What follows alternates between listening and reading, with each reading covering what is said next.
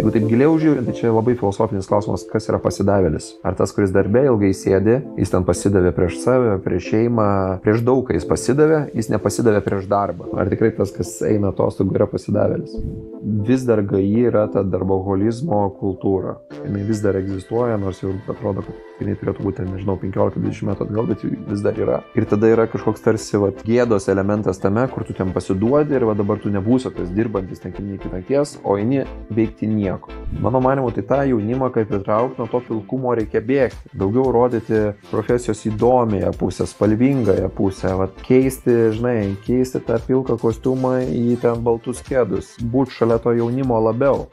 Nes jį sudominti jaunimą tuo senuoju būdu kažkokias legendas pasakant, man atrodo, nebėra lengva. Tai kur jaunimas numigravo daugiausiai? Į startupus. Nes ten tiesiog yra fainiau.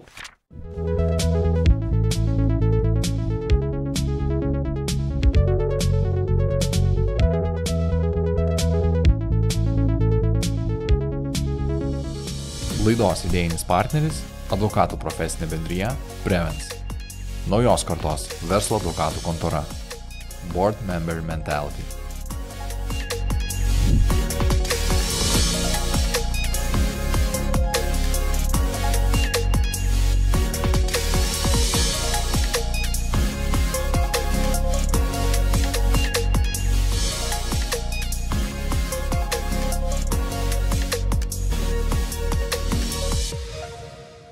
Sveiki Prevens podcast'o klausytojai ir žiūrovai. Šiandieną noriu jūsų paprašyti prenumeruoti mūsų kanalą ir paspausti mygtuką subscribe. O taip pat kviečiu klausyti mūsų podcastą su advokatu Mindaugu Rimkumi. Kviečiu klausyti ir žiūrėti. O tai tenisą kiek tu jau laiko žaidi? Šiaip? Labai mažai, aš esu visiškai naujokas tame. Okay. Pradėjau spalio mėnesį, tai čia viso sabatikal susiję. Sugalvojau, kad reikia, tai viso to sabatikal, didelė dalis buvo ant sporto pastatyta. Kai baigėsi šiluma, nustojom dvirgom važinėti, galvoju, reikia kažkur po stogu. Galvoju, reikia į tenis. Čia daug kas aplink žaidžia. Gerai, čia su treneriuku susirašiau, prašiau, kiek nežinau, 8 treneriam, kad labas, aš čia va toks, kad 2 atsiliepė iš tų 8. Nes aš prašiau, kad niekart gyvenime nesu žaidęs, žinai, man 3-7, tai, žinai, tikrai neapogėjau jėgų. Bet vienas atsiliepė, maladės, labai man patinka, bet būtent jis atsiliepė. Ateik, paskui galvoju, pala, žaisiu, kažkaip čia reikia ir to toks, taigi aš turiu raketę. Man žmona prieš kokį 12 metų dovanojo raketę, aš jas nei vieną kartą nebuvau panaudojęs. Tai, žinai, tai išsitraukiau treneriukui, sakau, turiu tokią, nežinau, ar su tokiom dar žaidžiam. Wilson. Atsinešk, žinai, parodyt. Parodžiau, viskas gerai, čia gripą naują uždėsim ir gali žaisti kaip tau, tai tikrai gerai čia. Okay. Ir žaidžiau.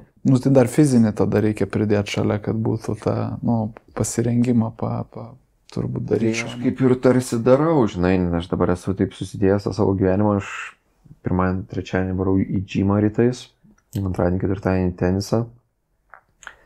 Ir tada savaitgalį jau kas ten išeina, su kuo susituriu ir panašiai.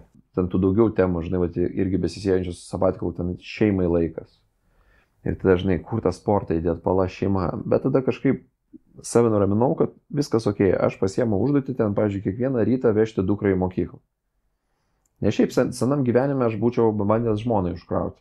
Nes aš didelis direktorius, prie manęs turi prisitaikyti, žinai, pasaulis. Dabar aš paėmiau taip, kad visada turiu tokį, pirmadienis, antradienis, trečiadienis, ketvirtadienis pas mane prasideda visada vienodai. Aš turiu 8:30 dropinti dukrą, 9 esu treniruotėje, 10 baigiau, 10:30 esu darbe. Ir viskas. Ir tą įsivažiuoji, pradedi priimti, kad, toks mano gyvenimas, žinai, jis toks yra. Ir dabar aš jaučiu, prabėgo pirmas mėnuo su to naujų režimu, aš kažkaip dabar jau jaučiu, kad aš nebekvestionuoju, gal ten ryte nenueiti į tą treniruotę, nes čia skubus dokumentas yra. Ne, Mindaugai, tavo darbo diena prasideda 10:30, tai, kiek nuo to spėsi, tiek, žinai, ir spėsi. Jo. Čia pagarba, žinai, kad taip dabar yra. Ir šiaip sportas labai geras, jeigu žiūrint, vėlgi čia iš ilgamžiškumo srities tenisą laiko, jeigu jisai vėlgi teisingai praktikuojamas vienu geriausių sportų ilgamžiškumui, nes ir ne tik dėl kūno dinamikos judesių, bet ir darbo čia. Tai turbūt labai teisingas šiaip pasirinkimas, jeigu žiūrint dar ir iš kito pjūvo, kiek norisi tą dalyką daryti, bet aišku, didelis įdirbis, kad galėtum tą daryti ilgiau, 10-20 metų, tai turbūt tas 10-30 pradžia ir yra pradžia, kad darytum ilgiau, tai reiškia labai, labai teisingi pasirinkimai, bet jeigu sugrįžtume į profesinių atostogų sprendimo priėmimo pradžią, ar ne, tai tas pats sprendimas atėjo dar gerokai turbūt iki profesinių atostogų pradžios. Gal prisimeni, kaip viskas dėliojosi ir paliesim su tavim šitą temą šiandien giliau. Ne, tai pradžia tai yra labai sena. Nu, čia reikia metais atsakinėti, kur ateina kažkoks to momentas darbe, kai tu tave džiugina, tu pradedi frustruoti. Tave erzina žmonės, erzina dalykai, kuriuos tu darai įprastai, nes tavo darbas, bet jie tave pradeda parinti. Nu, tai tu kvestionuoji tos dalykus, tu galvoji, gal čia, nežinau, gal čia ta profesija man iš tikrųjų neskirta, gal aš ten kitoks kažkoks žmogus esu. Ten, nežinau, pradedi kažko domėtis, kažkokią ten terapiją eiti, kažką ieškoti, kur ten atsispirti. Ir tas bent jau man tai buvo, kad aš vis dėlto grimzdau toliau. Tu jau kaip supranti, kad kažkas ne taip, bet vis dar grimsti, užsidarai kažkur ten tamsiam kambarį ir toliau. Aš turiu aplinkoje dabar žmonių, kur matau panašioj būsenai, kur nėra gerai, bet nepasiduoda kažkam, kad būtų geriau. Mhm. Bet taip daugiau žmonių daro įvairiose situacijose, nežinau.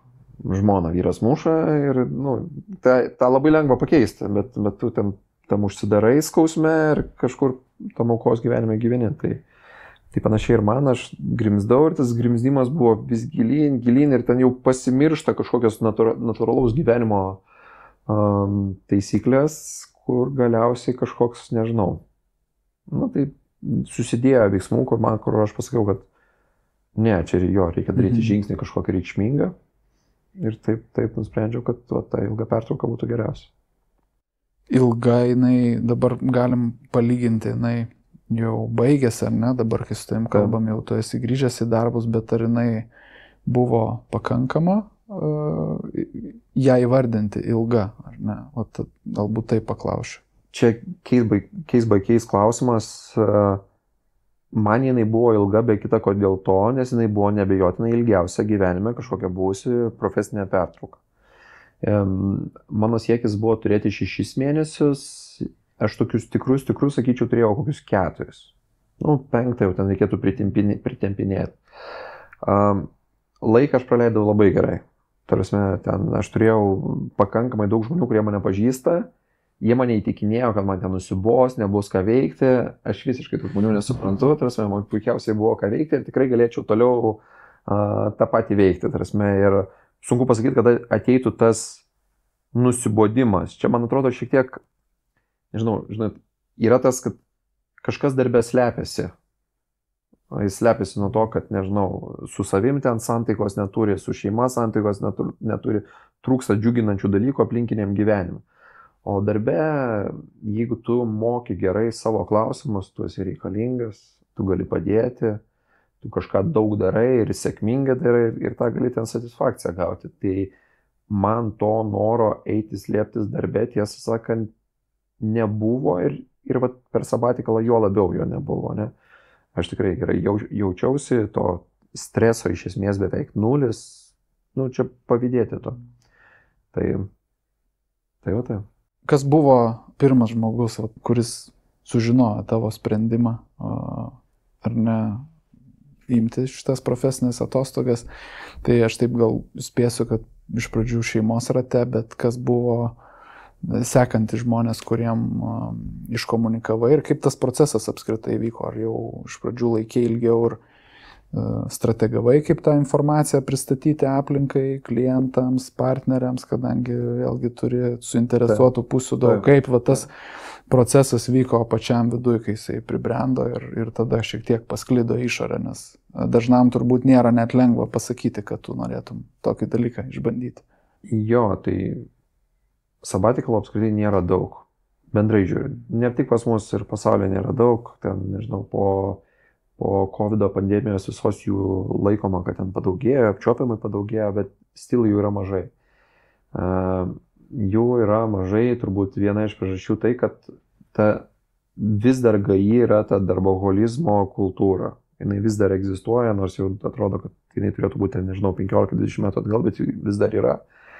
Ir tada yra kažkoks tarsi, kažkoks gėdos elementas tame, kur tu ten pasiduodi ir dabar tu nebūsi tas dirbantis ten iki nakties, o eini veikti nieko. Tai čia yra ta tokia emocinė pusė, plus yra racionalioji pusė, kad vis tiek yra mano svarba, aš turiu grupę, bendrai turime kontorą, klientai, yra jų poreikiai, jie irgi savo, kaip pasakyti, tam tikras vizijas sieja kažkiek su manim. Tai šitų elementų buvimas, aišku, duoda tai, kad tu toj temoje esi nedrąsus. Tu ten negali tiesiog nueiti ir pasakyti, taip, tą temą pradžioje tu nešiojasi savo galvoj. Tu ją ten nešiojas, marinuoji, minkai. Aš nepasakiau anksti to šeimai, kad aš minkau tą temą. Daugiau aš nešiojaus ir aš šeimai pasakiau, aš bijau pasakyti, kokios, vadinkim, savaitę prieš pasakydamas ten partneriams kontoroje. Aš tiesiog toks esu žmogus, čia nenueikime tai, bet jo, pasakiau pirmiausiai šeimai, ten žmonai, vienreikšmiškai jinai daugiausiai žino apie mane, supranta mane, jaučia mane, jinai mačius visą raidą mano ten toj profesijoje. Jo, tai reakcija buvo pakankamai rami, tai buvo kažkiek tikėtasi, nes tas skausmo procesas matytas iš arti. Tada pasakiau keletui žmonių kontoroj, ne tai, kad svarbiausiam kontoros žmonėm, bet tai tiems keletui, su kuriais turėjau patį artimiausią ryšį. Ir jau pasakiau partneriams, bendrai visiems. Ir kaip tas procesas atrodė iš jų pusės, kokia buvo reakcija, jeigu galima pasidalinti? Tai tos pačios priežastys, kur aš įvardėjau, kodėl ta tema yra sudėtinga, tai kažkuria dalimi ir veikia iš kitos pusės, ne? Tai toks buvo dalinis šokas, matyti, išgirdus tą informaciją, nes kaip čia nėra paslapties, ta NOR kontora nėra taip jau seniai sukurta. Ten prisidėliojame visokių ten strateginių tikslų, vizijų, ten milestonų, ką čia darysim, kaip darysim. Ir vis tiek aš taip nesimaivat, esu svarbus kontoros žmogus. Ir tada tas svarbus kontoros žmogus ateina kitiem ir sako, žiūrėkit, aš taip biški varau pailsėsiu. Tai yra kažkoks pirminis šokas išgirdus tą informaciją. Tada manau, kad visi kažkiek apie tai ramiai pagalvojo ir manau, jeigu taip nuoširdus būtų kiekvienas, kas išgirdo, jie galėtų pasakyti, kad tai nebuvo toks jau mega surprizas. Nes tų temų apie mano ten nuovargį ir panašiai jų buvo senokai, nemažai ir mano ten pakritę antakiai ir liūdnas veidas, tai kažkam jau ir buvo nusibodęs, žinai. Tai tada mes, kai tas praėjo pradinės toks, pradinė emocija, tada mes ėmėm dėlioti racionalias temas. O tai kada, kiek, kokį laiką, žinai, kiek tai truks, o kas bus, kai tu nebūsi, visiškai nebūsi.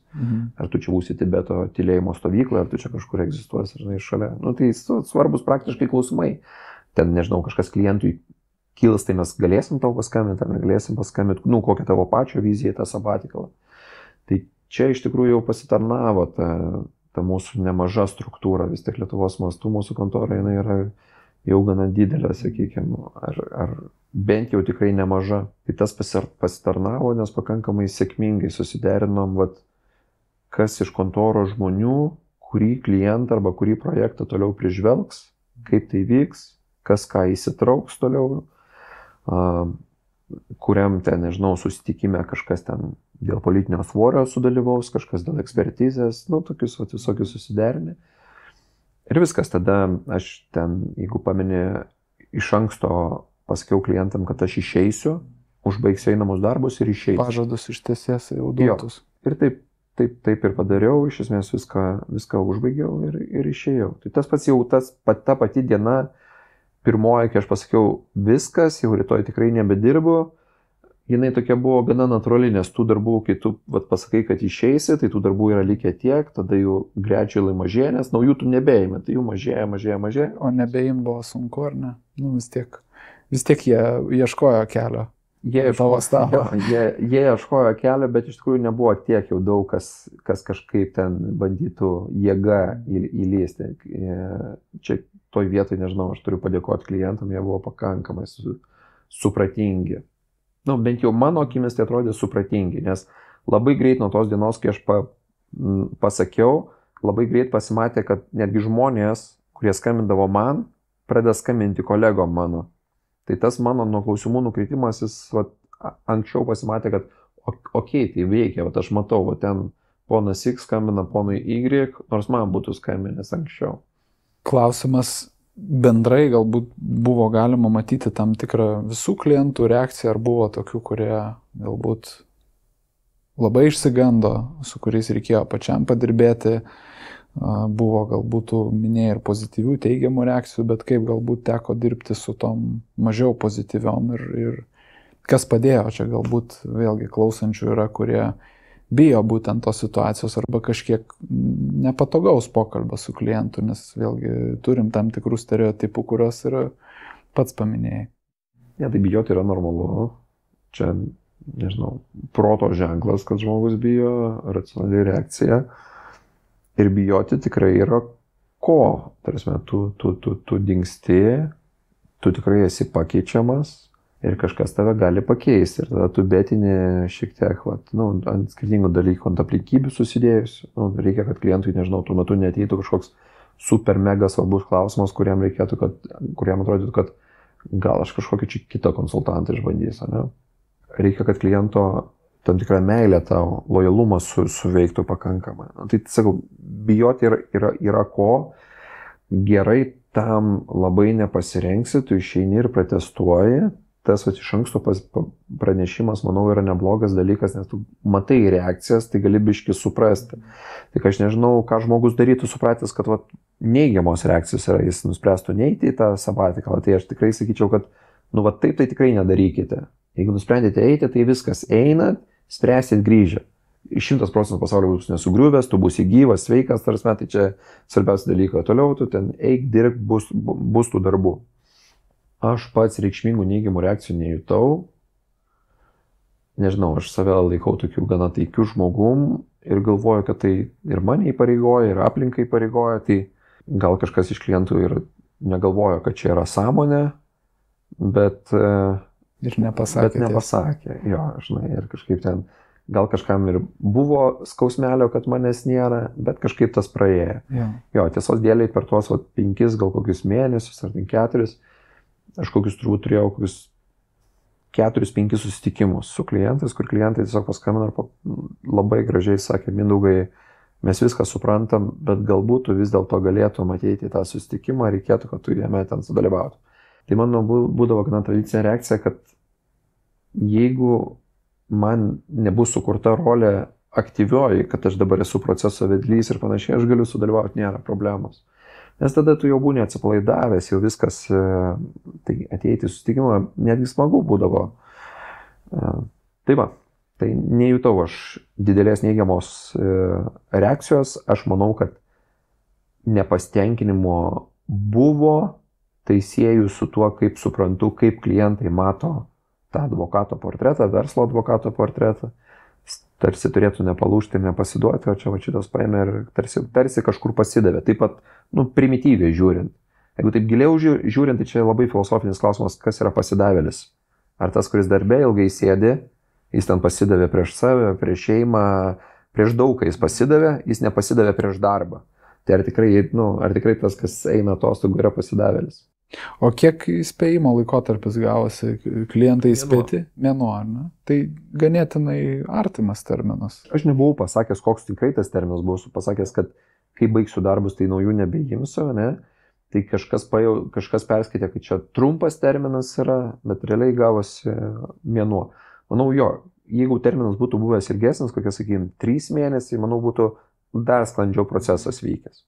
O tu paminėjai tam tikrus stereotipus, ar šitas pranešimas partneriams, galbūt ir rinkai, tu pajautai, kad jis iš tikrųjų yra labai labai stiprus tuo požiūriu, kad advokatą traktuoja nepalūžtantį, nestabdantį, darboholiką, ar dar labiau sustiprino tą paveikslą, kaip tikėtina, jautėjai ir komentarus, ir pokalbius tą temą. Jo, visokių tų reakcijų buvo, buvo, čia visiškai realus keisas, nieko aš nepagražinu, buvo žmogus, man, pakankamai artimas iš profesinės srities, nebendradarbis, kuris man paskambino, kai aš išleidau savo pranešimą, kad išeinu tos sabatikos, man paskambino. Ir ta žinutė tokia buvo, kad, Mindaugai skambino atsisveikinti, nes va čia girdėjau, kad viskas žiauriai taip blogai su tavo sveikata, kad čia dienų klausimas yra, kai tu mirsi. Ir kaip pasakyti, bet šitas gandas, kuriam nebuvo jokio pagristumo, nes jokių aš ten akivaizdžių lygų neturiu, niekas nežinom, kuo sergam galbūt, žinai, bet nieko akivaizdaus. Nei pranešimo turinys. Jo, ir ten nebuvo nieko pasakyta. Ir aš galvoju, ar netgi nebuvo pasakyta, kad nesergu, ten gal ir buvo pasakyta, kad nesergu, žodžiu. Tu daug ten išvardinai dalykų. Jo, bet žodžiu, kad tikrai nebuvo jokios žinutės, kad čia aš einu ten kažką pasveikti nuo vėžio ar kažką. Tai mano supratimu, kaip tas gandas kyla, be kita ko yra siejama su tuo, koks tu esi įsivaizduojamas ir kad jeigu jau palūžai, tai jau turbūt miršti. Nes kodėl labai blogai. Kodėl tu daugiau turėtum eiti ilsėtis? Tai tas portretas yra toks, jis įpareigoja ir iš to ateina, kad tų reakcijų daug buvo, bet matėsi tokių, kai to žmonės sutikdavo tokių mykiančių žmonių, kad, gal ir gerai, bet matai, čia ne tą žinutę jis transliuoja, kad netrodo jam čia gerai. Buvo sveikinančių, tas buvo faina. Buvo tokių patraukiančių per dantį porą mano klientų. Klausė, ką darys, aš pasakojau, kad čia sportuosiu kažką. Jis sako, bet tai mes tai visada gyvenam, kuo tavo gyvenimas skirisis nuo mūsų, žinai. Tai jo, tada supratau, kad yra žmonių gyvenančių nelyginamai labiau subalansuotą profesinį ir asmeninį gyvenimą. Nelyginamai labiau, tarsi visiškai kitoj kažkur matriuose. Bet aišku, situacijos yra kitos. Aš esu verslo konsultantas. Tai nelabai aš žinau tų pavyzdžių, kurie gyventų kažkokį nelyginamai geriau subalansuotą gyvenimą. Aš labiau turiu omeny, kad kažkokie verslų savininkai, kurie sugebėjo struktūrą sukurti anksčiau, jie kažkur sugeba atsilaisvinti. Ir čia žmogus požiūris, nes vienas ten sukūręs, nežinau, Facebooką jis vis dar gal neatsilaisvins, o kažkas sukūręs ten vidutinio dydžio įmonėlę Lietuvoje atsilaisvina, nes jis ten nori gyventi gyvenimą. Čia turbūt ir didelis darbas su savimi, kurį tu turėjai, ar ne, atlikti. Mūsų ten ankstesniai konferencijoje užsiminė apie tam tikrą savo nedarbinių savybių kompleksą, kuris galbūt irgi neleido tiek atsiriboti ir norėjimas ir kokybę išlaikyti, ir kontroliuoti procesą, ir vesti atitinkamai tai link rezultato. Kaip tas darbas su savim vyko ir gal tebe vyksta, kad leistum savo atlikti savo tikrą funkciją. Iš tikrųjų, darbas su savimi yra žiauriai sunkus. Žinai, tai dar dabar yra daug kas, ko aš, neįgyvendinu, kur galvoju, gal ir žinau, kad reikėtų daryti kitaip. Bet čia, žinai, kaip sveika mityba. Tu žinai taisyklės, bet pats ten suvalgai nesąmonę. Nes lengviau, paprasčiau, ten tą akimirką skaniau. Tai tas, ir čia nėra stebuklingo atsakymo. Vieną, ką galiu pasakyti, čia turbūt mūsų visuomenė gal pribrendus, kad tokias dalykus galima būtų viešai kalbėti, bet aš kokius 5 metus turbūt esu terapijos atvaikščiojęs ir nustojęs. Tai tas man padėjo, man žiauriai padėjo ne tik dėl savęs, bet dėl aplinkos matymo, kai tu žmonės pradedi matyti kažkaip kitų kampų, supranti, kas jo galvoj tikėtinai darosi ir kažkas, kas iki tol man atrodė šaunuolis, dabar gal man atrodo, kad jo gailėti reikia. Nes aš suprantu, kad palatai čia fasadas, bet kiek čia baimių už to fasado slepiasi iš tikrųjų ten ir panašiai. Tai tame aš progresavau, tai ilgas procesas. Laidos idėjinis partneris – advokatų profesinė bendrija Prevens. Naujos kartos verslo advokatų kontora. Board Member Mentality. Realiai mikromenedžinimas yra daugelio tas savybė, kuri ganėtinai damuša tave iki to, kad tu žiauriai sunku būna, net atrodo fiziškai tai nėra sudėtinga peržiūrėti ir ne, galbūt dokumentą iki galo. Fiziškai tu tą padarai, bet turbūt mentalinių jėgų viduje tas labai labai daug atima, kai tu kiekvienoje situacijoje pradedi abejoti, ar tam, kam tu atidavai, tikrai padarys taip, kaip reikia. Ir tų situacijų tau einant į priekį vis didėjo, neišvengiamai didėjo. Ir ar jautei, kad tas mikromanaginimas pradeda išties formuoti tokį psichologinį svorį, su kuriuo labai sunku tvarkytis ir tada automatiškai, kad atrodo taip, bent jau aš ant savęs taip pajaučiu, kad tam, kad tu sumažintum tą naštą, tada fiziškai daugiau dedi pastangų, daugiau kontroliuoji ir tada fiziškai darosi sunku, atrodo psichologiškai tu save pamaitini, didesnį kontrolės jausmą turi, bet visumoje tas tave labai sekina. Ar čia yra tiesos tame? Jo, čia yra daug tiesos, tas micromanagementas sudėtinga tema. Aš galiu pasakyti taip. Aš to darau mažiau ne dėl to, kad aš staiga pradėjau visais pasitikėti aplinkui. Ir galvoju, kad visi čia viską gerai padarys. Aš žinau, kad kai kas bus padaryta negerai, aš tiesiog prisiimu tų padarinių riziką šiandien. Jeigu tu, nežinau, priklausomai nuo to, kiek tų žmonių dalyvaus dokumento rašyme, bet jeigu tu rašai sudėtingą dokumentą, ir jeigu tu rašai vienas, jį be klaidų neparašysi tikrai. 100% tu padarei klaidą. Ten kažkur kablelio nepadėjai, gramatikoje suklydai, kažkur skaičius nusprūdo tiesiog rašant kodą kažką.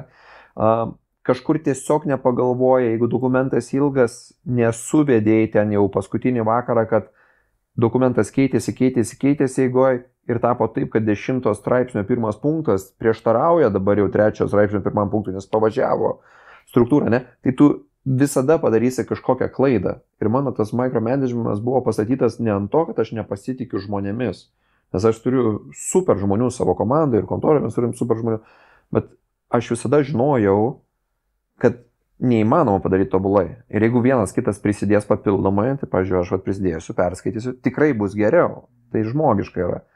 Ir jeigu kažkas mano dokumentą paimtų paskaityti, irgi prisidėtų ir būtų geriau. Tai aš norėdavau tos išgaudyti ir eiti link to kažkokio ten tobulumo.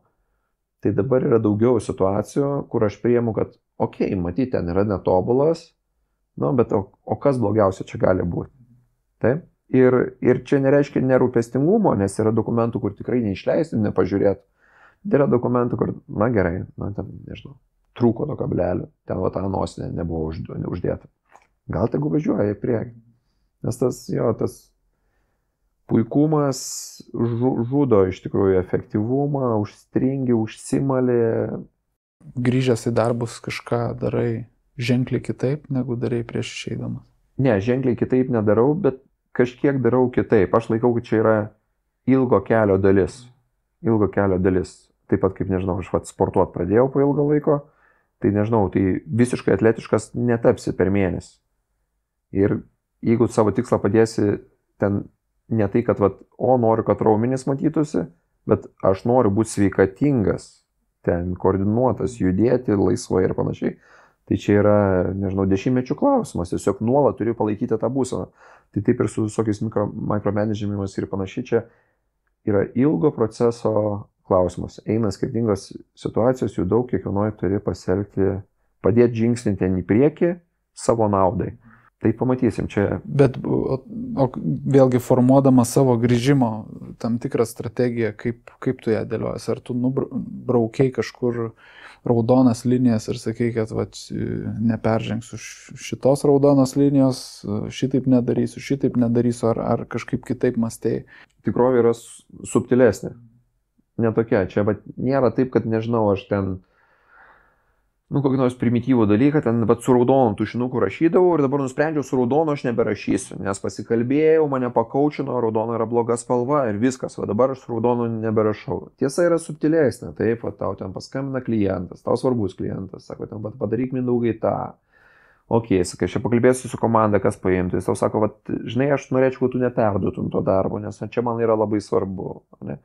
Ir kaip tą įtampą atlaikyti, tai kiekviena situacija yra skirtinga ir sakau, čia reikia į detalės eiti, žiūrėti kiekvieną situaciją. Aš savo kažkokiu tokiu mikro pažadų, mikro lygių nedaviau. Aš savo daviau tokį bendrinį pažadą, kad aš būsiu laisvesnis, mažiau ten užsiparinęs, mažiau įsitempęs.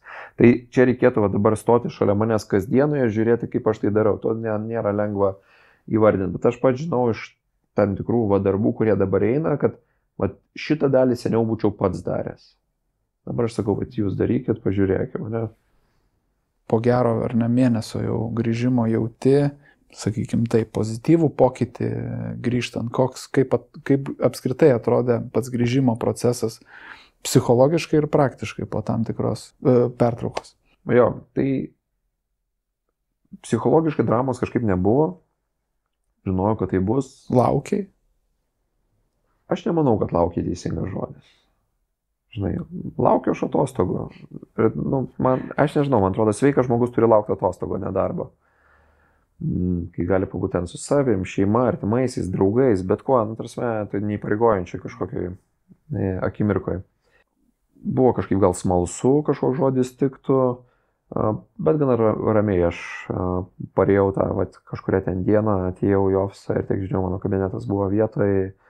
Tai taip, praktiškai buvo taip, kad aš iki šiol viešai nesu niekam pasakęs, kad aš grįžau iš sabatikalo. Ir aš nesu išsiuntęs ten, nežinau, laiško bendro klientam, kad aš grįžau iš sabatikalo. Ir čia iš tikrųjų aš taip saugau save. Aš šiek tiek bijau, kad mane užpuls, o mano kūnas yra nepasiruošęs tam streso lygiai.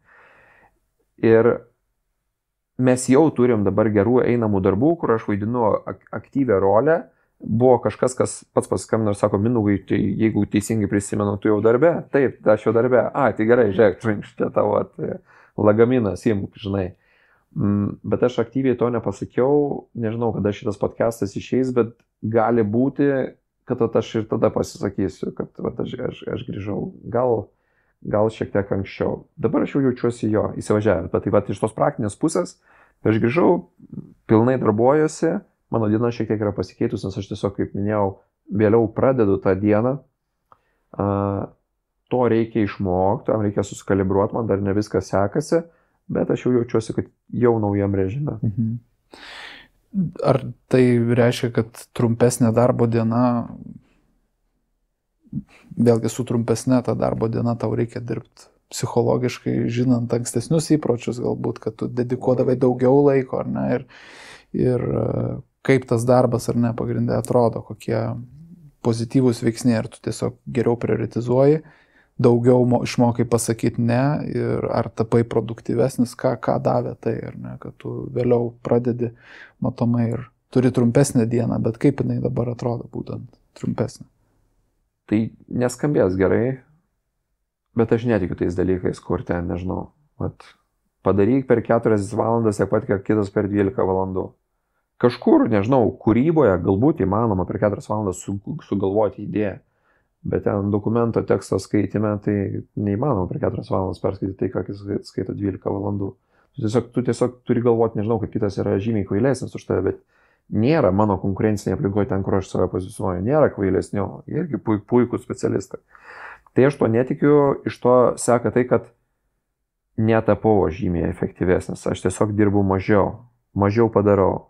Labai reikšmingas, matosi pokytis per tą pirmą mėnesį. Aš pakankamai daug administracinės veiklos turėdavau kontoroje. Aš dabar esu visiškas apsileidėlis toj temoj.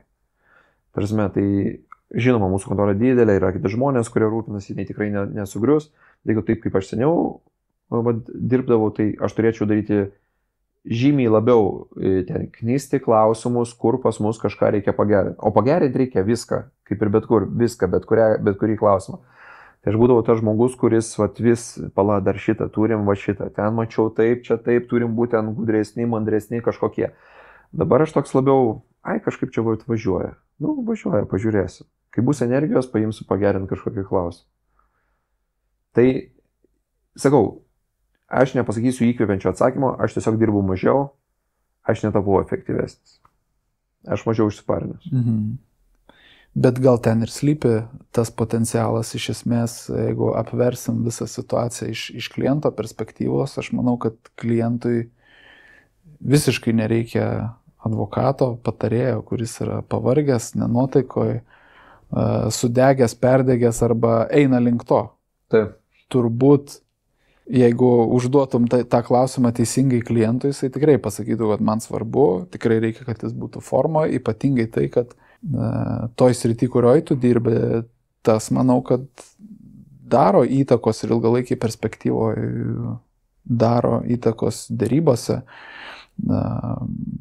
Vėlgi, vedant, atstovaujant ar ne savo klientą, tai tikrai yra juntama energetiškai, ar ne, kai žmogus yra sveikas, turi energijos, turi to sveiko spaudimo. Tai galbūt tai ir yra potencialas, kad, kaip čia pasakyti, kad tas atsakymas nuskambėtų geriau, ar ne, ten, tik gal tai yra viena medalio pusė, bet antra medalio pusė, kurią tu gauni, yra besišypsantis žmogus, kuris gal tikrai padarys tam tikrą klausimą daug greičiau.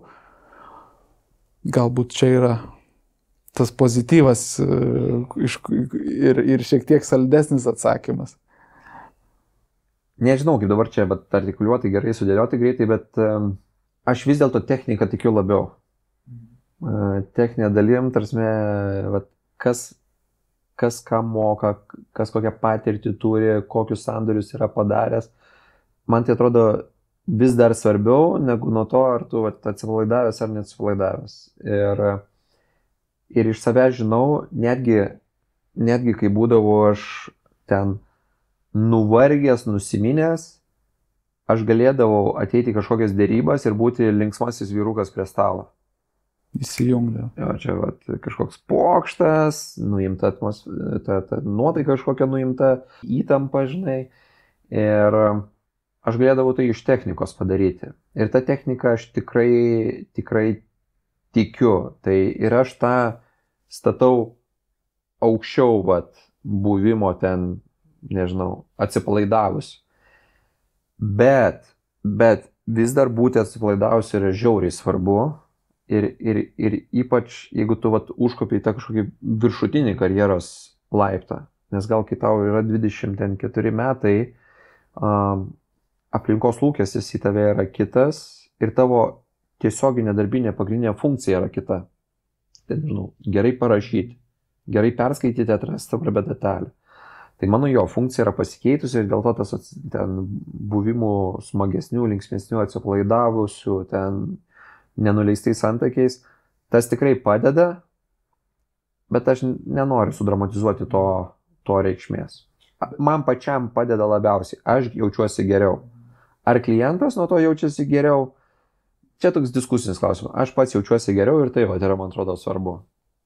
Bet drįščiau spėt, kad patirties daugelį vietų jau pakanka. Klausimas, kaip ją teisingai materializuoti ir turbūt energijos rezervas, ar ne, kuris arba atstatytas, arba prikauptas. Aš kaip tikiu, kad čia ir yra tam tikras raktas į tokią ilgalaikę sėkmę. Man asmeniškai patiko, kadangi mėgstu gilintis į įvairiausius modelius advokatų kontorų nuo didžiųjų iki labai mažų, tai viena Olandijos yra tokia kontora, kuri turi galimybę stipriai nišintis, ar ne, ir jie šiek tiek kitaip pažiūrėjo į darbą su klientais, jie renkasi patys klientą, ar ne, ir turi stipriai sulimitavę savo fokusą į tam tikrą, ar ne, praktikos grupių skaičių, bet limituoja savo dėmesį konkretiem klientam ir iš esmės juos renkasi, ar ne, pasirinkdami labai daug dalykų, pasirinkdami kliento patikimumą, smagumą, bendrą tą atmosferą, vaibą, šiuolaikiškai žodžiais kalbant, tai kažkiek atrodo irgi į advokato sveikatą žiūrint labai teisingas sprendimas, ar ne, kad tada gali paskirti galbūt tam, kam nori ir tam, kam esi nusipelnęs. Tai turbūt čia irgi yra, negalėčiau daryti išvados iš to, kad tu pasakai, kad klientai galbūt pajus mažiau. Aš galbūt pajaus mažiau klientų, bet pajaus daugiau. O čia bendrai diskusijai. Klientai yra labai skirtingi. Yra tam tikrai klientai, kurie labai pajus, kad tu esi gyvesnis. Taip, bendravimas malonesnis, nuoširdesnis. Bet yra klientų, kurie veikia tokiu roboto mašinos principu. Taip, ir nežinau, tu sakai, gal tu Mindaugai jau patirties turi pakankamai, dabar gal kitus dalykus palavink, taip. Ir iš to pirmais mano paminėto kliento perspektyvos vienareikšmiškai taip. Bet yra Formulės 1 lygmuo. Tu gali būti super lenktynininkas, va čia nežinau, čia Lietuvoje, jau čia važiavai viską tu čia laimėjai. Tau vis dar iki Formulės 1 gali būti ten, nežinau, šviesmetis. Nes ten važiuoja, nežinau, ten 10 pačių geriausių, ar ten 20, nesužinovas, ne. Ir tu, nežinau, ten esi kažkoks mechanikas ir tvarkai važiuoji su Benediktu Vanagu į Dakarą, tvarkai automobilį. Ir tada, pavyzdžiui, tu nori įsidarbinti Formulės 1 komandoje. Ir supranti, kad, tavo patirtis yra labai limituota, iš tikrųjų labai ribota, nes ten yra tas high-endas, raketų mokslas tam tikras, ne? Tai taip ir su manim. Čia labiau yra, kur svarbioji dalis, tai savo pasisakyti, ar tau būtina būti Formulė 1 ar ten NBA, ar vis dėlto Eurolyga yra pakankamai geras gyvenimo pasiekimas. Ar buvo susvyravimų meilė profesijai per visą šitą laiką, ar ne? Prieš, po? Tai stipriai. Kaltinai pačią profesiją as is. Jo. Taip, tai aišku. Manai, daug tiesos tame yra? Ir profesija, ir tipas, nes čia, žinai, advokatas advokatui yra nelygus. Yra tie du tokie pagrindiniai blokai, kur skaidote tas klasikinis advokatas, taip, ir tas verslo advokatas. Ta verslo advokatūra vėlgi yra labai, labai marga ir mano, pavyzdžiui, sritis, mano grupė praktikos kontora vadinasi įmonių ir sandorių grupė. Kas tai slengais arba anglizmais corporatas ir transactionai. Tai pavyzdžiui, kas nors corporatas, jis dar yra toks žmogiškesnis. Ten tu įgyji ekspertizę, tu išmoksti klausimus tiek, kad nemažai jų tampa techninis klausimas. Reikia padaryti organizavimą. Viskas aišku, kaip jis darosi. Tai bus ten kažkokių klausimų, bet važiuoja. Tas sandorinė rinka, jinai yra negailestinga. Jinai yra, mes kai kalbėjom praeitą kartą, aš sakiau, ten nepamenu kokią pavartojau savoką, skausmo rinka ar susinaikinimo rinka. Mes dabar bidą teikiam, vyks toks sandorėlis nemažas čia mūsų žemės, tos lietuvėlės. Ten įmonių grupė bus tokia parduodama, Lietuvoje yra, jeigu neklystu, 25 bendrovės. Ir ten yra tam tikras shortlistas, ko šalis užsiklausė teisininkų, pateikėt pasiūlymus, už kiek čia tarnautume tą sandorį. Tai mūsų džiugesys yra, kad mes jau esame atsidūrę tam shortliste, kur mes esame užklausimi, tai ar jūs imtumėtės ir už kiek imtumėtės. Mes ten surėmę su kolega galva, čia galvojam, kokį tą biudžetą pasiūlyti. Apgalvojam tą biudžetą, galvojam, toks būtų gerai, bet tikrai nepaeis, nes turim patirties rinkoje, žinai, kaip tos didžiosios kontoros konkuruoja dėl tų saldžių projektų, kurie gerai skamba. Saldus jie ne piniguose, pavadinimai ten saldus. Paimam savo apetitą, sumažinam 50%, pusę nubraukiam, bet tai pasisakom savo, kad, žinai, mes tikrai norim šito projekto, nubraukim pusę ir Dar už šitą kainą galėsit norėti, ar ne? Kaip, nebebus piniguose gerai, bet būsim fainai, paėmėm, padarėm gerai ir mes tokių esam daug bidų pralošę ir šitą atrodė, pabandom. Tai padavėm tą kainą, tai jinai buvo, kaip čia suskaičiuoti, kokius 2,5 karto didesnė už laimėtojo kainą. Ir laimėjo, vėlgi, top 4 kontorą, ne? Ir aš taigi, tose didžiosiuose kontorose, taip, tai mano praktika, juose koncentruojasi, aš žinau, kaip ten viskas vyksta, jie tikrai nėra tiek efektyvesni, kad galėtų logiškai pasiūlyti tą kainą. Ten buvo tiesiog tam tikras kažkokios sprendimas, duodam tokią kainą, kad tikrai paimtumėm, ta kaina yra visiškai nesąmoninga, komerciškai yra nelogiška, aš žinau, kiek ten tų kirstukų gavus tą projektą raudos, kiek čia valandų bus nubraukta, kokia čia nesąmonė, kaip čia mumis nesirūpina. Ir tas motyvacinės nesuveiks. Visiškai, tam tikro lygio absurdas, bet kažkas ten užsidėjo dabar bedžą, kad, žinai, va, tą sandorį mes būsim padarę. Tai va, tokiu rinkoje aš veikiu, jinai mano nuomonė kažkuria dalimi yra nesąmonė, absurdas tam tikras ir mes patys teisininkai ją ten nuvedėm. Nes tas užsakovas, aš įsivaizduoju jo požiūrį, kuris galvoja, nu, jeigu jūs patys sako, tai valio, darykit, arasme, žinai. Tai iš to ateina, kad jausti meilę sunku, nes tu klausai, ar subijojai meilę profesijai. Yra žiauriai fainų dalykų, ten dėrybos mane žavi, man patinka, kad čia ir dabar reikia greitai sugalvoti argumentą, kuris ir logiškas, ir paveikus, kad kitas jį išgirsta, žinai. Kažką ten pajokauti, susidraugauti su kita šalim, su kitos šalies atstovu. Žavingas procesas, man patinka analitinė dalis darbo, kur kažką galvoti, išmastyti, visai neseniai teko kažkur prisės, kur kažkas kažką siūlo, ten kažkaip taip klausau, kad kaip ir viskas logiškai siūloma, bet kažko čia trūks, ir paskui ten sakau, pala, taigi taip darykim, ir tada visi, čia žymiai paprasčiau, taip, tas mane žavi. Bet yra ir daug, nemalonios dalies, kuri mane erzina. Ok, tai vis tiek kažkoks balansas.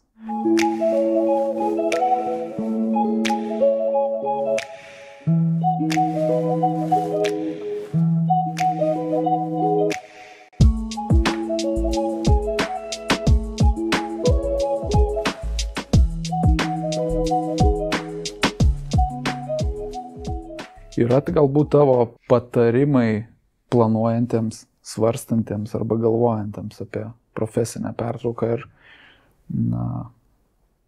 mato šiai dienai tave galbūt kaip gerą pavyzdį ir klauso, ką galėtum patarti.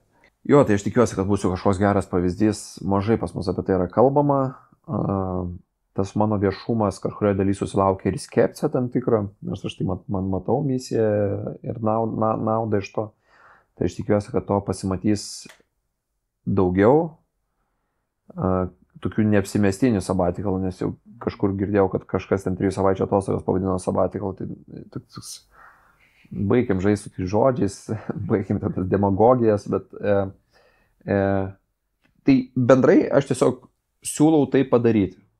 Taip, išdrįsti padaryti, ypač, pavyzdžiui, vyrai, moteris turi motinystės atostogas ir tikrai nesąžininga lyginti mano sabatikalo su motinystės atostogom, nes mano buvo žymiai lengvesnis, man nereikėjo ten dieną naktį kažko rūpintis, bet taip jau visiškai šaltai tiesos dėliai motinystės atostogos yra tam tikras sabatikalas. Tu atsitrauki nuo profesijos, jeigu viskas ok, čia jau tavo paskui pasirinkimas, kiek tu tai padarai.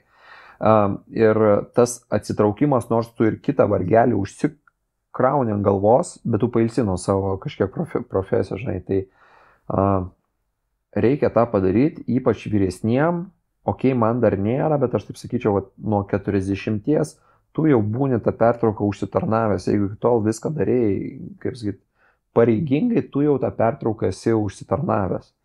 Gal jo, jeigu sabatikalo norėtų ten, nežinau, 25 metų žmogus, aš sakyčiau, anksto, kad tada dar nebuvo laiko pavargti. Jeigu tau šiaip gyvenimas nepatinka, kažkas asmeninėje erdvėje yra blogai, tada suprantama.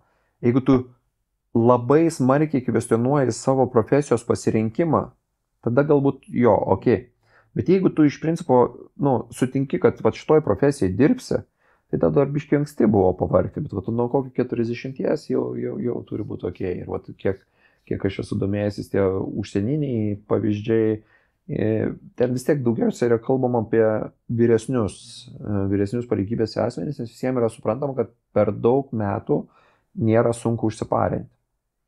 Aš tą užsienį miniu kartais dėl to, nes tiesiog jie tas praktikas anksčiau pradėjo taikyti. Ten kažkur esu skaitęs, kad McDonald's, man atrodo, 7 metais sabatikalo praktiką įsivedė ir politiką patvirtino, kaip McDonald's organizacijai, kas kada gali eiti į sabatikalą, kada tai laikoma užtarnauta. Tai 7 metais, mes esame dabar 24 jau metuose, tai 23 metais, aš nenoriu susireikšminti, bet galimai 23 metais buvo pirmas viešas pasisakymas, kad einu į sabatikalą. Jo, Mūsų srityje teisė. manai, kas galėtų užimti tam tikras pozicijas gerinant situaciją? Nebūtinai tie patys rinkos žaidėjai, ne? Tas klaidos žinutė yra viena dalis galbūt. Ką gali padaryti Lietuvos advokatūra, pavyzdžiui, ne, mūsų savivaldos institucija? Yra kažkokių galbūt pas patį idėjų, kaip ta organizacija, turėdama tam tikrą resursą, galėtų paskatinti žmonės, galbūt net ne apskritai kalbam apie sabatikalą, bet šiaip apskritai apie atsistatymą, geresnį balansą ir psichologinę pusiausvyrą. Aš nenoriu niekieno užgauti, nieko čia kiršinti, nežinau, nieko blogo pasakyti, bet aš vargiai įsivaizduoju advokatūros kažkokį realų indėlį, tarkim į mano situaciją, kad aš būčiau ten kažkaip geriau jautęs.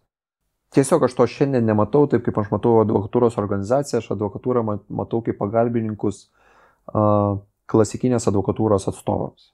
Ta verslo advokatūra jinai yra kitokia, jinai yra mažiau advokatiška negu klasikinis advokatas yra. Tai yra žymiai panašiau į verslo konsultacijas, negu į tą klasikinį advokatą. Tai aš pats savo tos pagalbos įsivaizduoju gal ne tiek ir daug, nes būtų sunku jiem pajausti tą mano kasdienybę. Bet šiaip, tai kaip ir kitose srityse, mes mažai dėmesio skiriam bendrai psichologijai, emocijai. Tai yra labai svarbus dalykai. Jie veda žmogų. Pas mus apie tai kalbėti atrodo kažkoks, nežinau, čia blevysgojimas, kažką čia nerimto mes darom. Bet čia yra žiauriai svarbios temos. Ir ten, nežinau, koks nors studijų metais. Niekas to ten deramai kažkaip neatskleidžia, ne? Arba paskui karjeros metais. Kaip visas tas vyksta, reikia suprasti, kad tu ateini kaip studentas, nieko nemokė, kažką pradedi mokytis, ir kažkur tu ten kopi tais laiptais. Kiekvienas laiptas yra sunkesnis negu prieš tai buvęs. Kiekvienas laiptas yra sunkesnis negu prieš tai buvęs. Tu kai kokiu nors vyresniuoju teisininku tampi. Tu jau pradedi ten komandėlės kažkokias ten valdyti, projektus valdyti. Tu jau pradedi suprasti, kad pala, dabar bėda yra ne tik ko aš nepadarysiu, bet ko ir kiti nepadarys. Nes žymiai lengviau yra dirbti, kai tu žinai, aš esu atsakingas iki rytojos prašyti sutartį. Tai yra labai sunku, man reikės ten naktį rašyti, bet tai yra vis dar viskas tavo rankose. Blogai tampa, kai tu žinai, kad ryte aš atsibūsiu, man turi susiųsti ten 4 žmonės, aš sudėsiu į vieną bendrą ir išsiųsiu klientui. Ir laiko tiek nėra, kad mes jau nebeturim, kada čia pasiderinti procese. Tai tiesiog aš tikiuosi, kad ryte atėjus, aš gausiu 4 gerus siuntinius, kurie susideda į vieną. Ir tada, kur nors ten, nežinau, atsikeli ryte ir matai, žinote, žiauriai susirgau, ten kažkas įvyko, negalėsiu atsiųsti. Ir tada supranti, kad, aš gal ir padariau, bet o ką dabar daryti? Taip ir pradėti tam gyventi toj neužtikrintumo būsenoje yra sunku. Ir bent jau manęs nieks to deramai nemokė tikrai. O tai kaip paimti, kaip tą stresą priimti, kaip tas nesėkmės klientinės priimti, kaip susitaikyti, kad kažkur tikrai bus feilas. Neįmanoma, tu neišgyvensi. Aš kartais savo žmonai sakau, yra ultra pareiginga. Ir aš realiai manau, kad pas ją gyvenime buvo per mažai failų. Tokių tikrų failų, žinai. Aš esu turėjęs tikrai tikrų failų, kur, tarsi jau labai nesaldu. Mes vienam sandoris turėjo vykti vienaip, eigoj pasikeitė jo struktūra. Ir kai pirminė buvo struktūra, visas gerai, nereikėjo koncentracijos leidimo. Kai pasikeitė struktūra, jo pradėjo reikėti. Ir kadangi, žinai, kai viskas vyksta sandoris ir kažkurio metu kažkas pakelia galvą ir o čia ką pasirašėm, čia nereikėjo to leidimo. Ir toks, tikrai tas jausmas dabar. Tas jausmas, kur aš nežinau dabar, kur dingti, nes čia ne tik reputacijos gėda, čia grėsia dideliais pinigais, ten, žinai. Draudimą tikrinti. Jo, kažkaip dabar visi sustokim, aš turiu pamastyti, kad protingą atsakymą pasakyčiau. Tai, žinai, tai čia yra tikri failai. Tai kai tų failų, kažkas turi būti tas vyresnis, kuris pasakytų ramiai, bus jų. Ok, ateik, pasitarsim, kažkas, žinai, kaip vaikas pas tėvą ateina, tėvui viskas aišku. Jis yra gabus vaiko problematiką išspręsti. Taip yra, kaip man dabar aš esu čia, jaunasis kažkoks jaunas partneris. Tikrai, jeigu su savo problematika nueičiau pas Rolandą Valiūną, jam daug atsakymų būtų aiškių, jis praėjęs, ko tu čia parinės, ten nusiūs, važiuoja, žinai. Tai mes tam skiriam mažai dėmesio. Ir ne tai, kad aš kažkoks esu labai geras, tam skiriu irgi nespėju, ten užsimalu, pamirštu pasakyti, pagirt, paguos kažką, bet bendrai tiesiog. Ir tai, man atrodo, ateina iš to, kad mes kaip šalis gyvenome blogiau, mes žiauriai daug dirbom, nes atrodė, kad va taip iš šviesų rytojų nueisim ir mes esam vis dar toj krypty, kur čia va bandom su tais vakarais susilyginti, žiauriai daug dirbam ir kol tu žiauriai daug dirbi, nėra laiko emocijom, nėra laiko nuovargiui, reikia rezultato siekti. Man atrodo, mes vis dar čia esam, bet mes iš tikrųjų jau labai daug nuėjom. Mes jau žiauriai gerai gyvenam. Nu, tai bendrai žiūri. Nesakau, kad visi žmonės visose šalyse yra labai sunkiai gyvenančių žmonių, bet kaip šalis vidurkis mes gyvenam jau žiauriai gerai. Ir tada, man atrodo, natūraliai ateisais laikas, kai tu, žinai, užtikrinai savo pirminius interesus, tu gali daugiau laiko skirti tiem klausimam, čia aš laimingas, nelaimingas. Iš to ateina ir blogybės tam tikros, bet dabar ne apie tai kalbam, tai apie emocijas mes kalbėsim daugiau laikė, tai natūraliai prieis. Pats jauti, kad skiri daugiau dėmesio šitai temai komandai, aktyviau stengiasi padėti tvarkyti su šitais iššūkiais ir ar nejučiom neužimi tam tikros jau mentorystės rolės, kurią ir nori dalintis? Aš nesu labai geras vadovas, mano manė. Čia gal irgi yra tam tikras saviplaka, bet nežinau, ar tu Big Short matei tą filmą. Ne vieną kartą. Tai mano tobulam pasaulyje, iš tikrųjų, aš esu tas bičas. So Mike Burry, a guy who gets his hair cut at Supercuts and doesn't wear shoes, knows more than Alan Greenspan and Hank Paulson. Yeah, Dr. Mike Burry, yes he does. Basas, užsidaręs kabę, kur savo ten aš strategijas dėlioju. Man nereikia, kad kažkas mane suprastų, man nereikia, kad aš būčiau patogus. Aš gyvenu tą idėją, kad aš sugalvosiu, aš žinau, kad galiausiai aš sugalvosiu ir aš ten sugalvoju. Tai va, aš esu tas bičas savo tobulam pasauliu, žinai. Ir savo esmė iš tikrųjų esu intravertas. Aš kai žmonėm tai sakau, dažniausiai tai būna nuostaba, nes aš tarsi nemažai šneku, bet aš tada galiu paaiškinti, aš išmokau šnekėti. Aš tiesiog suprantu, kad taip yra reikalinga mano profesijai, bet savo esmė aš norėčiau sėdėti užsidaręs kažkur. Tai iš to seka, kad aš nesu labai geras vadovas. Vat, aš tikrai galiu įsivaizduoti jį geresnį. Yra tipas žmonių, kuriem aš tikrai patiksiu, kuriem aš kaip vadovas. Bet abejoju, ar aš galėčiau būti ten labai didelės vadovas. Jo, aš abejoju. Aš toks, žinai, knysliukas, pats analitikas kažkoks. Tai aš stengiuosi. Dabar aš noriu to daryti daugiau, aš dar neseniai grįžau, kaip sakiau, aš pats save bandau neužstresuoti per tą pirmą mėnesį, bet nenoriu meluoti, kad aš čia kažkoks geras pats toje srityje esu.